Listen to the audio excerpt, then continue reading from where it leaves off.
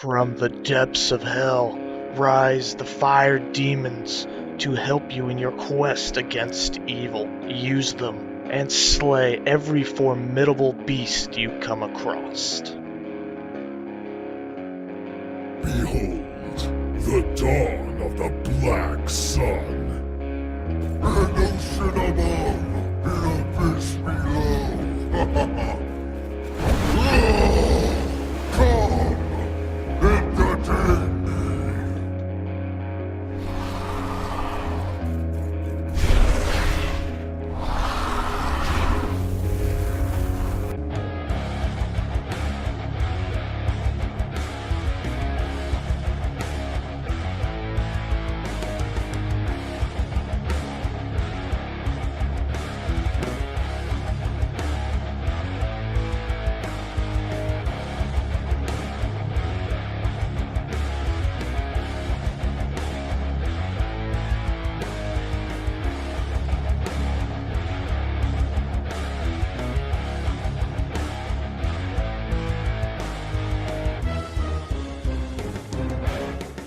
Hello travelers, Boardman21 here, and today's build is going to be the updated Fire Minion build using the Dragon Staff on the Necromancer. Now, this is going to be a little bit different than last patch.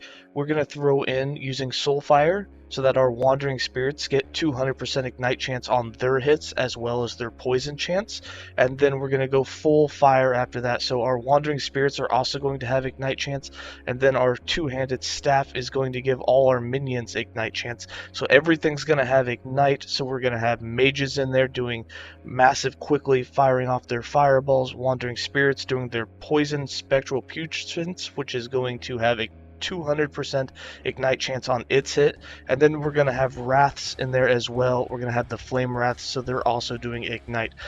The playstyle of this is more meant for arena / for like single target boss types. It does alright in the Monolith of Fate, however it's just, as a minion build quite a bit slower than other builds.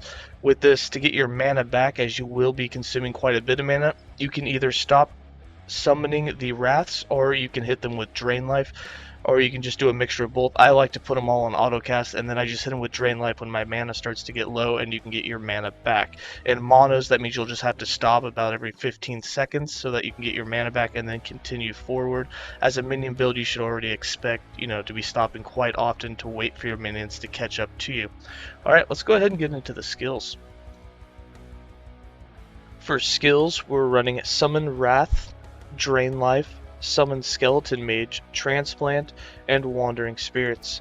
For Summon Wrath, we have 1 point in Locus of Resurrection, 2 points in Dark Scythe, 1 point in Echoes Inside, 5 points in Stygian River, 3 points in Army of Wraths, 2 points in Haunting, 2 points in Grave Reality, and 4 points in Delay the End. For Drain Life, which we're using to get our mana back, we have 3 points in Ravenous, 3 points in Thought Seal, 3 points in Condemnation, 2 points in Word of Conviction, 3 points in Eternal Servitude, 4 points in Empowered Drain, 1 point in Pustulant End, and 1 point in Grim Harvest. For Summon Mages, we have 4 points in Splintered Dominion, 4 points in Putrid Essence, 3 points in Cellar Mortis, 1 point in Order of Death, 2 points in Grey Merchant, 1 point in Pyromancers, 4 points in Flame Rot, and 1 point in Inferno. For Transplant, we have 1 point in Acolyte's Fervor, 2 points in Sadism, 3 points in Pale Blood, 3 points in Dance of Blood, 1 point in Rain of Blood, and 2 points in Depravity, 3 points in Bone Armor, 3 points in Apostasy, and 2 points in Plated Bone. And then for Wandering Spirits, 2 points in Souls of Rage, 1 point in Spectral Putrescence, 3 points in Soul of Filth, 3 points in Spirit Swarm, 2 points in Tethered Existence, 4 points in Lingering Souls, and 5 points in Thin Veil. For passives, we have 24 points in the Acolyte base class, with 4 points in Bone Aura, 8 points in Forbidden Knowledge, 5 points in Dark Rituals, 1 point in Stolen Vitality, 5 points in Crimson Gluttony, and 1 point in Soul Aegis.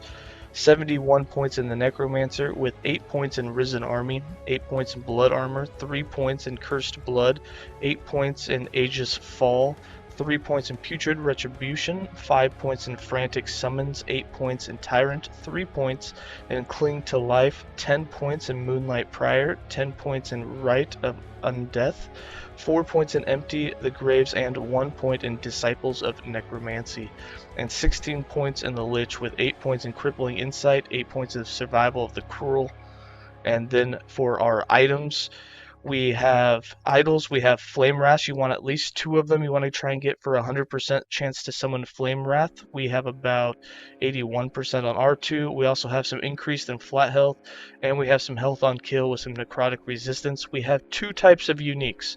We have the Dragon Flame Edict, which is a 2-handed staff.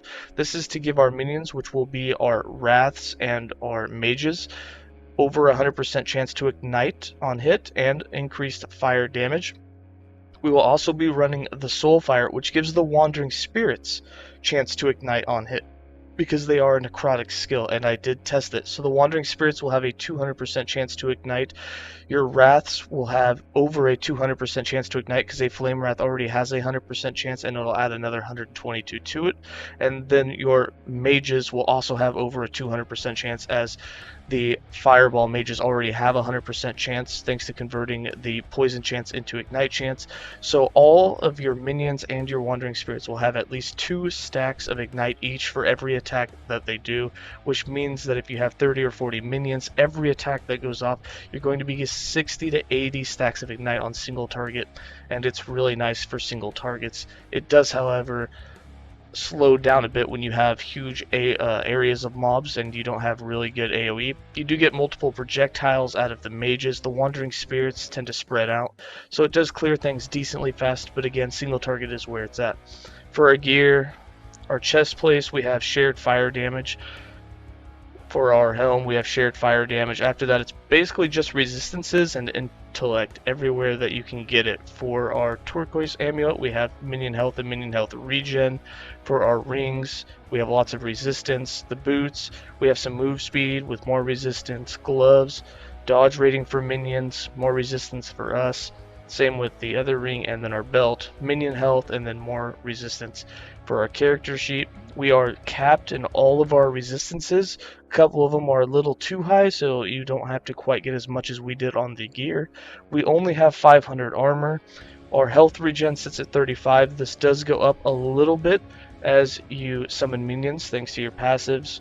We only have a 1% chance to dodge. Our damage isn't that great. However, it's the Ignite and your minions doing it. We do have a total of 60 points of intellect, which is really nice. It gives the minions extra health, extra damage. And the damage output and overall is decent. It's definitely a viable build. It can complete the entire game for you. I have not pushed it in the arena to see just how far it can go. Your survivability is a little squishy. You definitely want to hide behind the minions. You do have capped resistance. You do have leech from Drain Life, so as long as you're doing that, you tend to survive quite well. And I'm going to go ahead and give you guys some more gameplay.